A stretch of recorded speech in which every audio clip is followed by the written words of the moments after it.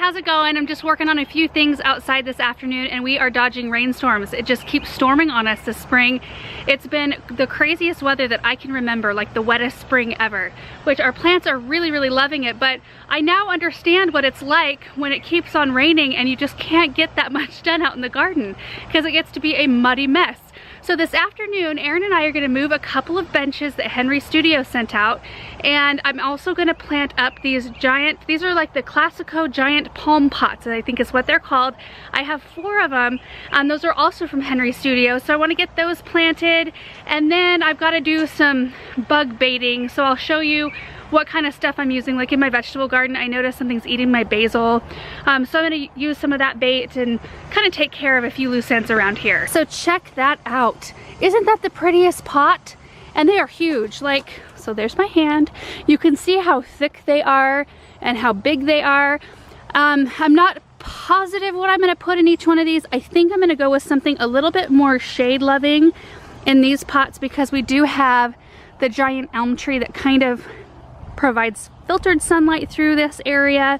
And then I've got 2 more on the very far end down there that are full sun, and I've got perfect stuff for those. But these are heavy. I think they weigh like 300 and some pounds a piece. They were a total beast to get unloaded out of the truck. And actually when these containers arrived, it was at the same time that our brick pathway was being put in, and the guys that were here, they had some equipment that could handle like heavy, large objects, and bless their hearts, they came over, they saw us struggling and kind of like sizing these pots up, thinking, how are we gonna lift these and get them onto the ground? So they came over and saved us and helped us unload all of the pieces. So I think that Aaron and I are gonna move the benches quick first, and they're really pretty. They're gonna go in Versailles while Benjamin is napping. We try to get things done that includes the both of us when he's napping quickly. So I'm here in the barn. Here are the legs of the benches. It's called the straight lion bench. We thought they would look really pretty and kind of stately up in the Versailles garden. You brought the truck out. I did. That's perfect. I think that'll work the best. Do you know where the tops of the benches are? They're in here. Oh, okay. I was getting a little worried there for a second. Uh-huh. And there's the tops. Think you can handle these? Covered in burlap. Of course I can handle these. I can do stuff like this in my sleep.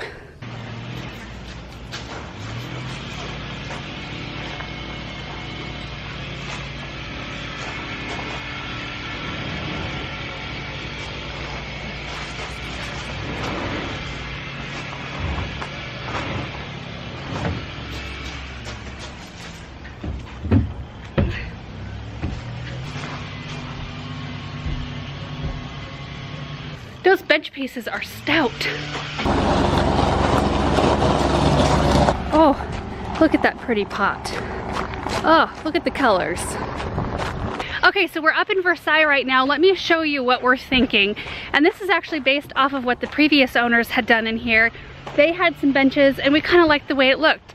It's just taken us 3 years to get to it. So as you're looking at the house, they had placed benches about right here and then one on this side, which was nice. They kind of took up some space, provided some seating, and if I remember right, they had urns up here as well, but I can't quite remember. I'll have to see if we have any footage, but I thought they had a couple out here, like off to the far sides. I'm not sure. You're getting started? Where do you want them to go? Well, do you think like right up in here? Sure. I think maybe if we place the legs, hopefully we get it pretty close. We don't need to move anything. Are you Vanna White?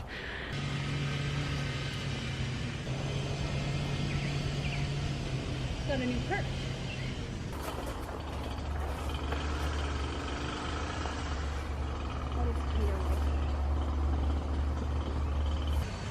I love it. Really good as these pavers back here now. You've always loved those pavers. We need to do brick. Yeah, well, we'll get there. I know how to do it now. Yeah, you do? Yeah. I love this, you guys. Look at the bench with the boxwoods behind it with all the hostas and the columbine. Oh, it's so pretty. I do need to bring some scissors out here, but just in case you're wondering, thought I would show you. This is the straight lion bench in the color Traviata Gray from Henry. Bench number 2.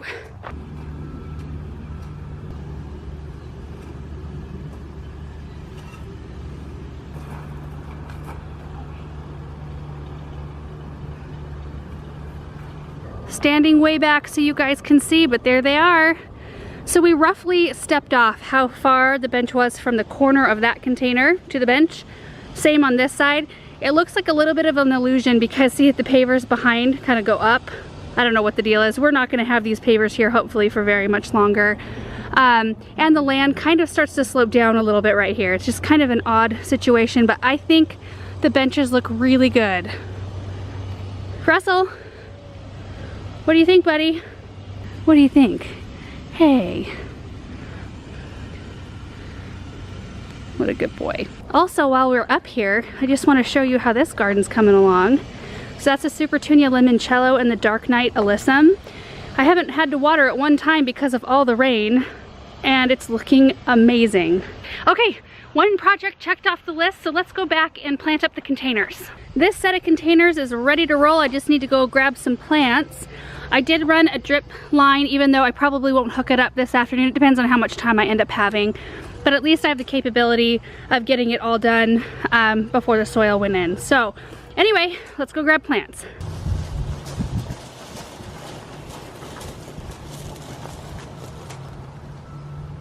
Okay, so I think I figured out the mixture of plants I want in these containers. Again, these get filtered sun, so I can kind of do shade and sun lovers a little bit. I'm probably not going to do like Supertunias because they do the best with full sun all day. But the things I chose I think will be really pretty together. So these are not planted yet, I just kind of stuck them in there. I'm going to use a lemony lace elderberry as my centerpiece. They're super hardy plants, so they'll probably winter over in these containers just perfectly. Then there are some anemones. Look at this. Look at how beautiful that is. Let me get the tag. These are called Fall in Love Sweetly, can take full to part sun. I think these are pretty tough as well. Zone 4 through 8, and they bloom late summer through fall. So I think that this is going to be a winner for a container anyway. Lots of color, like look at all of these buds. They're also beautiful in cut flower arrangements. Little bonus there. And then we've got Wicked Witch Coleus, which will be new next year. I'm able to trial it this year, see how it does in the garden. And it will get quite large, so that'll be another one that's kind of like a filler plant, kind of like the anemone. And then I've got Diamond Frost Euphorbia, which does well in a lightly shaded area. And then Dichondra Silver Falls. So I've kind of got like all the colors. I've got red and blue and yellow and green, which those are the 4 colors I always make sure to have in every flower bed, pretty much. So I'm gonna grab my slow release plant food really quick, and then I'm just gonna get those planted up. I came out here last night late, like after Benjamin was asleep, and did a bunch of work in the garage, just organized and cleaned it. Needed it so bad. Things get really bad in the spring.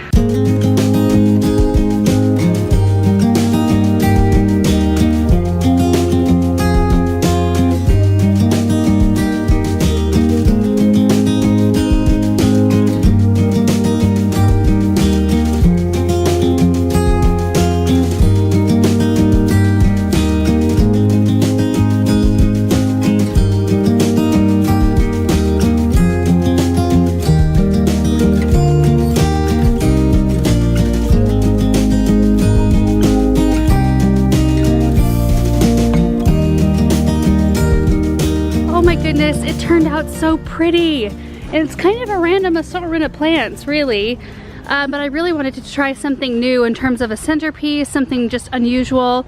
And then the anemones add something so beautiful, and the Diamond Frost, there's the Coleus right there, which this Coleus will fill in this section really quickly, and then the Dichondra, they just like bulk up and it'll be a really dramatic spiller out of the sides.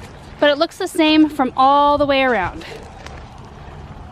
All right, so now we just have the 2 on the far end. So here's what I'm going with in these containers. I'm gonna do a purple fountain grass in the center because I think that it'll do really well. It'll perform really beautifully because these containers get all day sun. And then to surround it, I'm actually using 2 brand new plants for next year that I'm also trialing, and I think they're so gorgeous. This is a new Supertunia. Look at that. It's called Supertunia Sharon. And it's beautiful double with the pink and white striping. I just think it's just such a delicate looking Supertunia. And then these are Superbena Sparkle Amethyst, I think is what they're called. These are huge blooms. Look at those. I'm really excited to see how these do, and I think that these are just beautiful colors together too. So I decided just to keep it to the 2 flowers because I just really want to keep them a little bit separate so I can see how they do together in these containers. So now I'm just going to get them planted.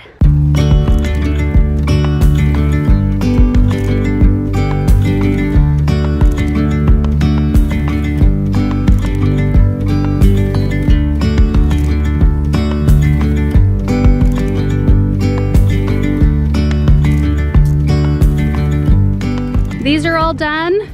What do you guys think of this blend? Don't you think it's just beautiful? So excited. And I have to say while I'm over here that these Stand By Me clematis that we planted last spring are absolutely wonderful. They are wonderful perennials. This is 1 year of growth, you guys. That's it. I was kind of thinking it was going to take them a couple years to fill in this area, and they have just gone for it. Like this right here is all one plant, like this bunch right here.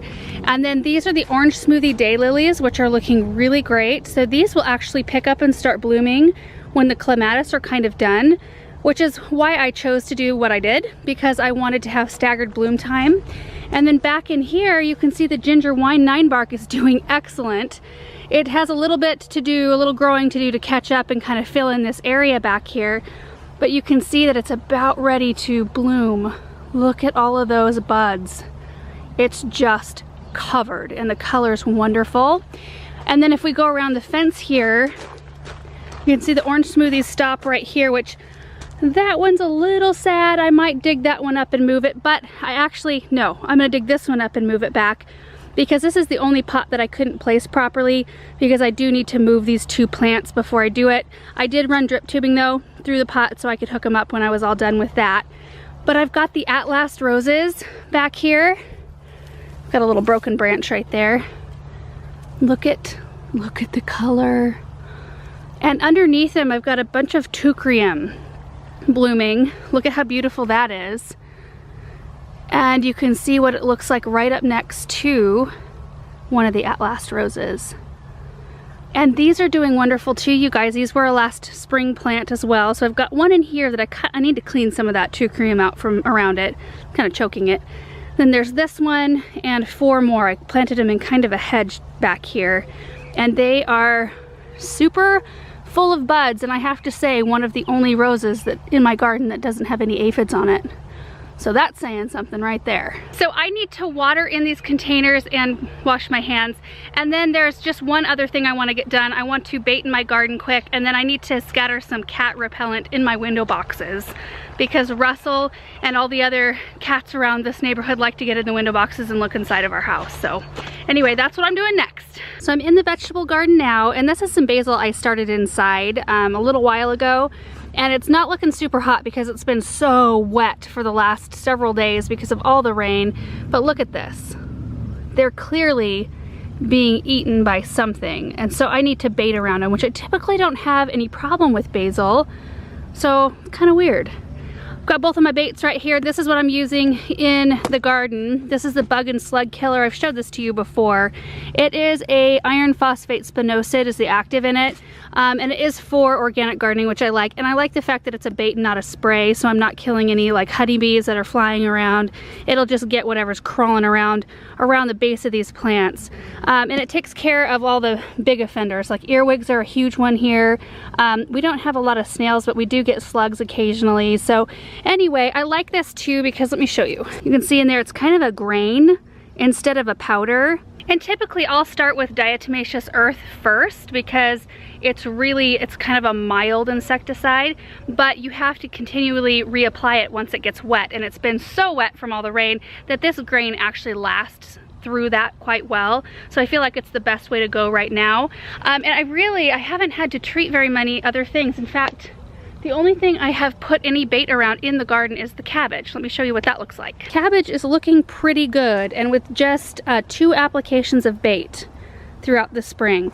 I did notice, and I think this is when I started putting the bait on. Let's see, I thought I noticed, yeah. See that right there? A little bit of slug damage. That's when I started baiting the plants, and they look amazing now. Isn't that the prettiest thing ever? So pretty. So this is super easy to use. I just open up the cap and shake it around the base of the plants.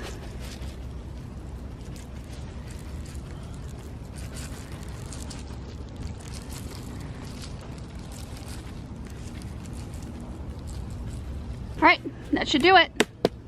And this is the next one I'm using. This is called Go Away Rabbit, Dog, and Cat Repellent.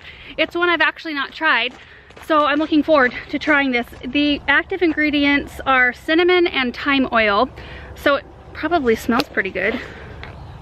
Yeah, not bad.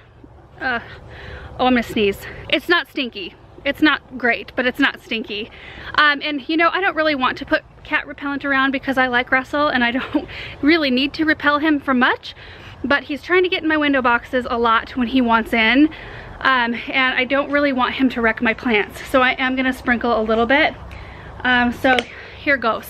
This is the one he tries to get in the most. And then he scratches and claws at the screen. It drives me nuts.